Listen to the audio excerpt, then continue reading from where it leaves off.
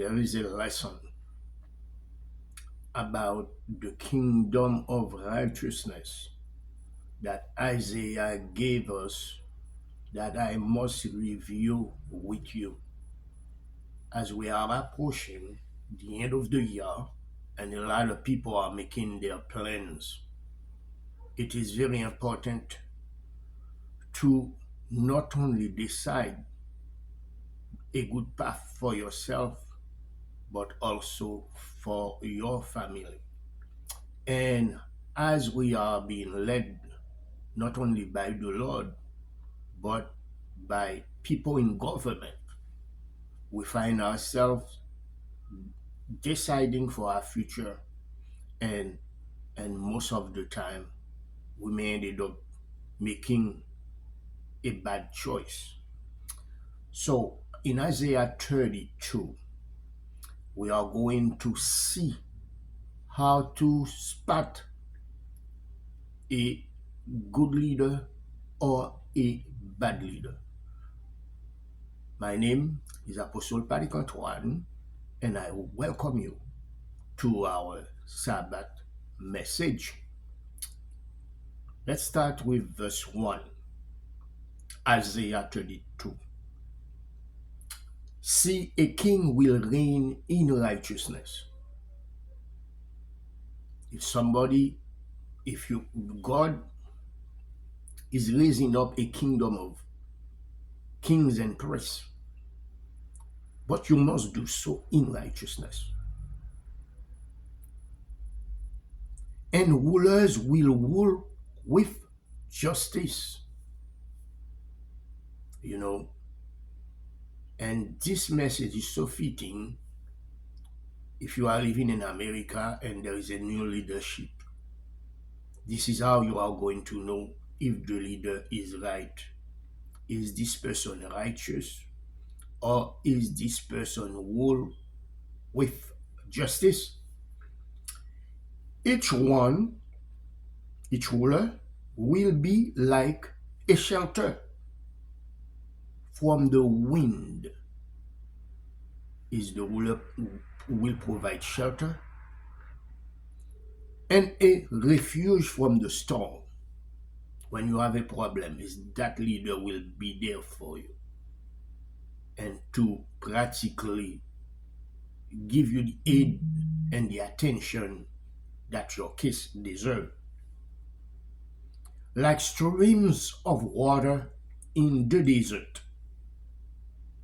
You know, a desert is a harsh place, and definitely you will need water. Is this leader will provide you with water when you are thirsty? And the shadow of a great rock in a thirsty land. My God, my God. You know, is this leader will protect you or not? Verse 3. Then the eyes of those who see will no longer close. You know, like right here in America, we have a new leader, they decided in their passion to choose somebody. Is this leader will open our eyes? Then the eyes of those who see will no longer close, and the ears of those who hear will listen. Will listen.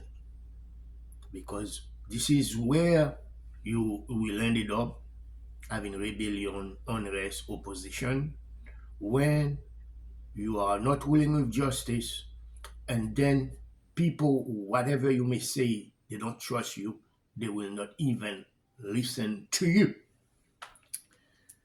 The fearful heart will know and understand that you are working for them, that you are going to help them and take away their fear. And the stammering tongue will be fluent and clear, nobody will miss it. They will know that this leader is good. We're gonna work with him. We are everybody can express what that leader is there for, what that leader want to do in their lives. They can express that. Verse 5. No longer will the fool be called noble. You know what we see?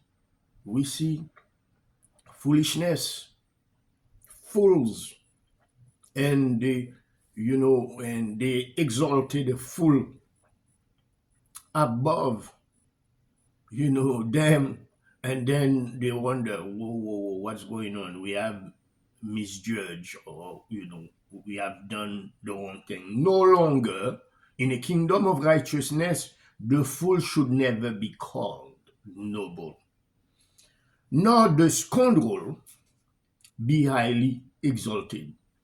When you have a leader, you have to see, is he a fool?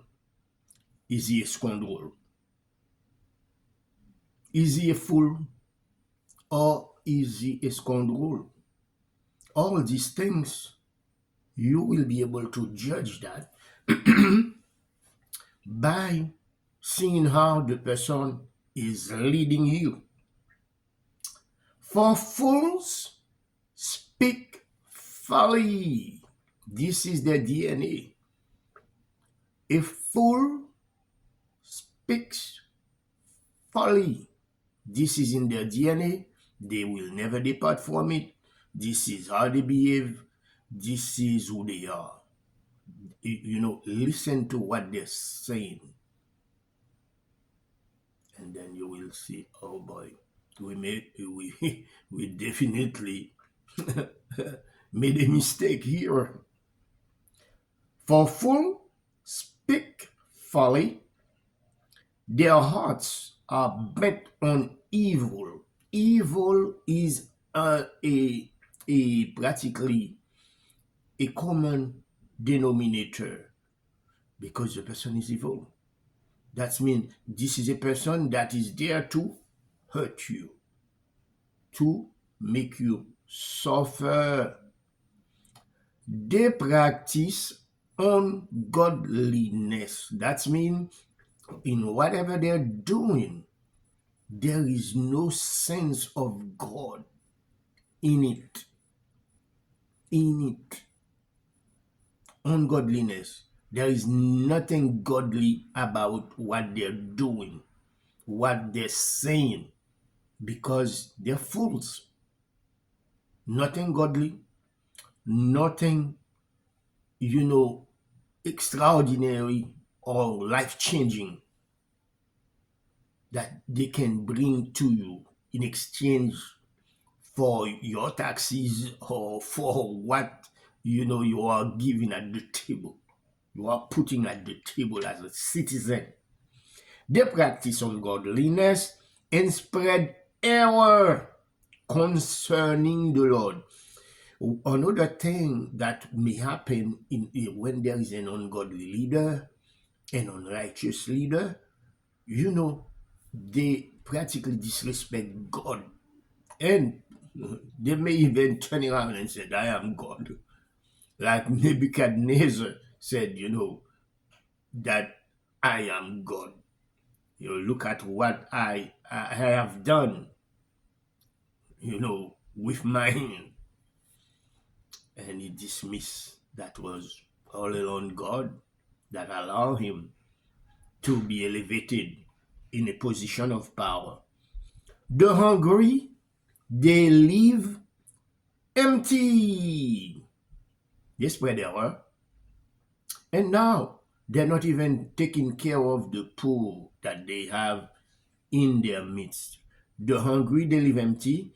And from the thirsty, they withhold water.